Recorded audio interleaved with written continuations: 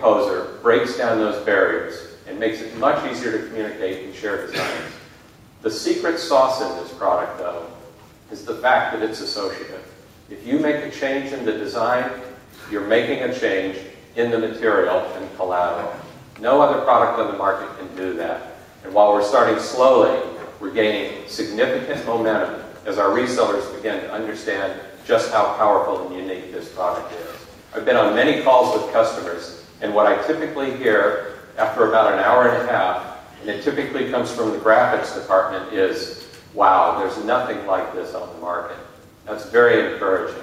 What's also exciting about this product is, for the first time in our company's history, it's a product that SolidWorks resellers can sell and Dassault Systemes CATIA resellers can sell. We felt, both teams felt, that this was so important to our core markets that we wanted to bring the product to the entire global market. And I'm very encouraged by the results that I'm seeing, not only for us, but for the CATIA reseller community. A great example of multi-product that we hold up to ourselves as we look at additional products is Nike.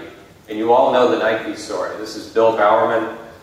He took off with his wife's waffle iron, poured an ugly plastic goop into the waffle iron, took what came out of it, glued it on the bottom of a shoe. Besides really making his wife angry, he convinced this guy in the lower right-hand corner. Does anyone know who that is? Steve Prefontaine. Broke all sorts of Olympic records on Nike shoes. Completely disrupted the marketplace. Why? Because Nike understood that if they could get the key winner in a market, they could dominate that market. And they've taken that core belief and gone well beyond running shoes, as you know. The best example is Tiger Woods. Now, for someone like me who spent his life being challenged on the golf course, if you had asked me years ago if I would use a Nike anything on the golf course, the answer, of course, would have been no. But now Nike dominates in all aspects of equipment and apparel in golf. So that's what you're going to see more and more from us, additional products entering new markets. And what are we doing to make sure that we're investing properly in the future? Well, it all starts with innovation in R&D, and I'm so thrilled to have Austin O'Malley on the team. He wanted to be here with you today, but he went through some foot surgery, and he's flat on his back for the next few weeks coming out of it. But his management team has really embraced these ideas of massive innovation and additional products. The first example is SolidWorks research. We have invested heavily in the research portion to better understand needs and to sense trends and directions. And quite frankly, CAD is not a good benchmark for us, and our benchmarks come outside the CAD industry. Also labs. Many of you tell us about when you go into labs and some things that you see, but what a great opportunity for us to present technologies that really aren't ready for prime time, but we want to get user feedback. And it's a lot of fun when I go in there and look at the feedback information. Our users take labs very, very seriously, and the advice we get back helps us build better products. And then finally, the development team. And over the last few years, we've put a lot of emphasis in development on performance, on reliability, scalability, and quality. I would join the team last month in their retreat where they set the design themes for the next product. And yes, we're already deep in developing SolidWorks 2010. And I'm so impressed by their commitment to improve not only the features and functionality, but set new standards in the industry in the area of performance.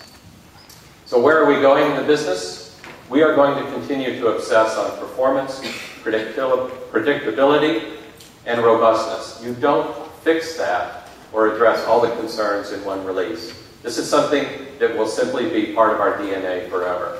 We also must continue to obsess on reducing CAD overhead. And so we're investing in skills that obsess on the user experience. Not just the product itself, but seeing how users have to communicate and negotiate with our technology and with others. Obviously, continuing to improve product design and efficiency, but we also think we need to improve the connections to the engineering environment. Something that we learned in our research was that besides building large assemblies and converting file structures, one of the top things that an engineer does all day is look for stuff. And no matter how great our CAD tool is, we really have failed to give them great search engines and technologies to go find things. This goes well beyond the scope of what we can be responsible for, but we're not taking that as an excuse. The engineer should be able to get access to any product, item, or device in a minimum of keystrokes and shouldn't have to learn the language of the computer to do that. So you'll see a lot in that area.